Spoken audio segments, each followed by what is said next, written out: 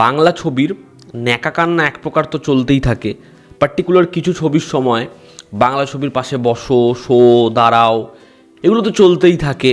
কিছু ছবির সময় সেগুলো বাংলা ছবি পার্টিকুলার কিছু কিছু হাউসের, কিছু কিছু অভিনেতার, কিছু কিছু পরিচালকের, আদারওয়াইজ তো বাংলা ছবি নয়।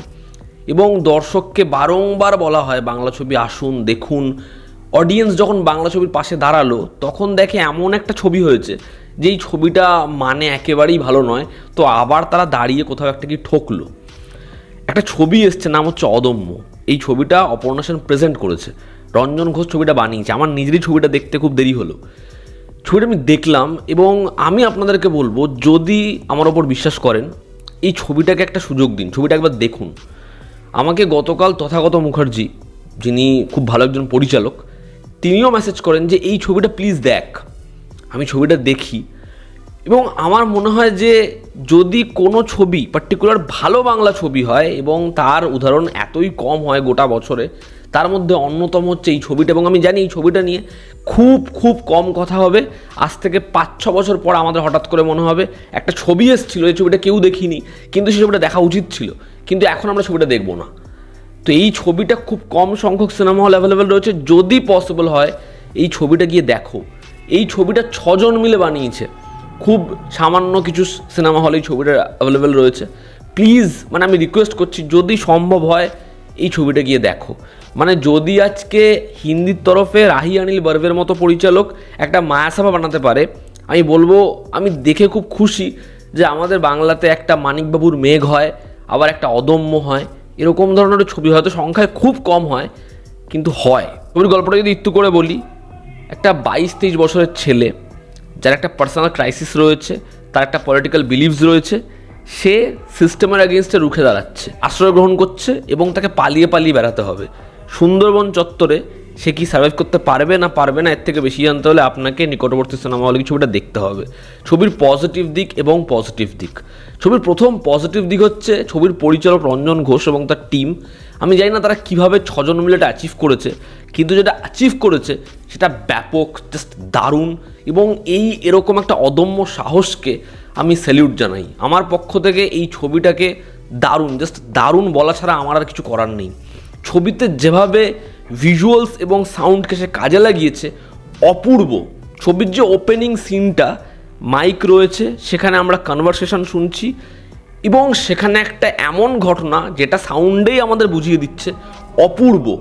গোটা ছবিতে যেরকমভাবে সাউন্ডের ব্যবহার করা হয়েছে, যে জিনিসটা দেখাতেই পারবো না সেটাকে এরকমভাবে দেখিয়েছে পরিচালক, অপূর্ব। ছবিটা ভিজুয়ালি দারুণ, জাস্ট দারুণ।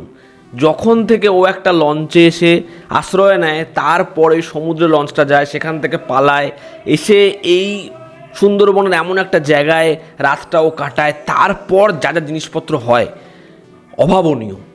যখন রাত্রেবেলা ও বসে রয়েছে এবং ওর হাতে একটা রুমাল, ওই সিকোয়েন্সটা যে এবারও কি করবে ও ওখানে লিখছে, এত ভিজুয়ালি দারুণ ছবিটা। ওই পার্টিকুলার দৃশ্যটা মানে তোমার চোখ ধাঁধিয়ে যাবে, অপূর্ব, অমায়িক, ব্যাপক। ছবিতে রুমালের সাথে মনে হয় নিজের রুমাল এবং আরেকজনের রুমাল, একটা অপূর্ব না কেমিস্ট্রি রয়েছে। এবার যখন পরবর্তীতে ও ফোন করে কথা বলছে এবং আবার যখন রুমালটা বের করছে, তোমরা খালি সিকোয়েন্সটা দেখো, তোমাকে ইমোশনাল করবেই করবে। এবং এই ছবিতে অরিয়ন, যে হচ্ছে এই ছবির প্রোটাগনিস্ট, কি দারুণ কাজ করেছে অরিয়ন, ব্যাপক। গোটা ছবিটা কিন্তু পুরোপুরি ওকে নির্ভর করেই, এবং হিসাব মতো ওই একটা ক্যারেক্টার, বাদবাকি ম্যাক্সিমাম চরিত্রই হচ্ছে ভয়েস ওভারে। কি কাজ করেছে ছেলেটার, এরকম ডেডিকেশন, এরকম পারফরমেন্স, এরকম তার এক্সপ্রেশন, এবং যেভাবে গোটা ছবিটার মধ্যে তার ট্রান্সফরমেশন রয়েছে, ইনভলভমেন্ট রয়েছে। একটা ছবির জন্য কি লেভেলে খেটেছেও। তুমি ছবিটা খালি দেখো, ছবিটাও পারফর্ম করেনি, ছবিটাও বেঁচেছে তোমার মনে হবে। মানে এরপর যদি এই ছেলেটা রেকগনাইজ না হয়, একে যদি পরবর্তী সময় হারিয়ে যেতে হয়, কিছু বলার নেই। এরকম একটা পারফরমেন্স দেওয়ার পরেও আমি ভীষণ স্যাটিসফাই তার কাজ দেখে। বহু জায়গায় সে যেরকমভাবে শুধুমাত্র এক্সপ্রেশন রাখছে, অপূর্ব। আমার এরকম ধরনের ছবি দেখতে বেশি ভালো লাগে, যেখানে আমার একটা ইন্টারপ্রিটেশনও থাকবে দর্শক হিসাবে। ছবিতে একটা পোর্শন রয়েছে যেখানে ও ঘরটা পুরো গোছাচ্ছে এবং তার আগেও নিজে তৈরি হচ্ছে। এবার যখন ঘরটা ও পুরোপুরি গোছাচ্ছে তার সাথে একটা সাউন্ড চলছে, এবার এই যে অডিও ক্লিপটা চলছে সেটার সাথে যেরকমভাবে জিনিসটাকে মার্চ করেছে যে এ নিজের দেশটাকে গোছাচ্ছে, আবর্জনাগুলো পরিষ্কার করছে, ওই সিকোয়েন্সটা জাস্ট বিউটিফুল। আমরা কয়েকদিন আগে রং দে বসন্তে নিয়ে তিনিয়ারিতে কথা বলছিলাম, এবং আজকেও তো সেই ছবির রিলিজের এত বছর পর কত পারসেপশন বিল্ড হয়, এই ছবিতেও কিন্তু সেরকম একটা ন্যারেটিভ রয়েছে, সেরকম একটা দেখা রয়েছে। এবং এই যে কম্প্যারিজনটা ওর বুকের ট্যাটু, সেটা নিয়ে এখনকার মানুষদের কী পারসেপশন, যখন একজন সে জানাচ্ছে যে আমাদেরকে শেখাতে শুনি বাপু, সে যখন বলছে সে হচ্ছে সেই মানুষগুলোর সেই ভিড়গুলোর মধ্যে অন্যতম, এগুলোকে যেভাবে পরিচালক ব্যালেন্স করেছে, যেরকমভাবে তার স্টেটমেন্ট থেকে যে সেটা এতটা বোল্ড, এতটা সাহসিকতার সাথে আসে। আমি কয়েকদিন আগেই একটা বাংলা ছবি, একটা পলিটিক্যাল বাংলা ছবি নিয়ে বলছিলাম যে পরিচালক তার তো একটা সে থাকতে হবে, তার একটা বিলিফ থাকতে হবে, সে কখনো মাঝামাঝি জায়গায় হতে পারে না। সবাই ভালো, সিস্টেম একটা এক্সিস্ট করে না এমন একটা জিনিসকে তুমি ব্লেম করে যাচ্ছ, এটা হতে পারে না। এই ছবিটা দেখো, কি স্টেটমেন্ট। তোমার মৃণাল সেনের কথা মনে পড়বে, ছবিতে যেরকমভাবে তাদের বক্তব্য উঠে আসছে। আমি ভীষণ এনজয় করেছি এই ছবিটা। ছবির ব্যাকগ্রাউন্ড স্কোর, ছবিতে সিনেমাটিক অ্যাপ্রোচ, ছবিতে লাইটিং, যখন ফাইনাল সিকোয়েন্সে টর্চের আলোগুলো পড়ছে, ক্যারেক্টারটা ওখানে গিয়ে দাঁড়াচ্ছে, টপ শটে যেরকমভাবে ক্রিয়েট করা হয়েছে তোমার মনে হবে একটা জেলিফিশ। এবং ছবির এডিট, আমি বারবার করে বলি একটা ছবির এডিট তখনই ভালো হয় যখন এডিটটা দেখা যায় না। কি ক্রিস্প একটা এডিট, দারুণ। আমি বলবো এবছরে আমার দেখা অন্যতম সেরা ছবি হচ্ছে অদম্য। সেরা বাংলা ছবি বলছি না আমি, সেরা ছবি বলছি অদম্য। ভালো কাজ বানাতে গেলে সবার আগে লাগে ক্রিয়েটিভিটি। হ্যাঁ, সব কিছু লাগে, তবে ক্রিয়েটিভ মানুষের কাছে যে কোনো সময় জুগার একটা বিশাল বড় অপশন, এবং এই ছবিটা সেটা সব থেকে বড় উদাহরণ। ছবির জন্য আমার কাছে নেগেটিভ দিক সেরকম কিছু নেই বললেই চলে।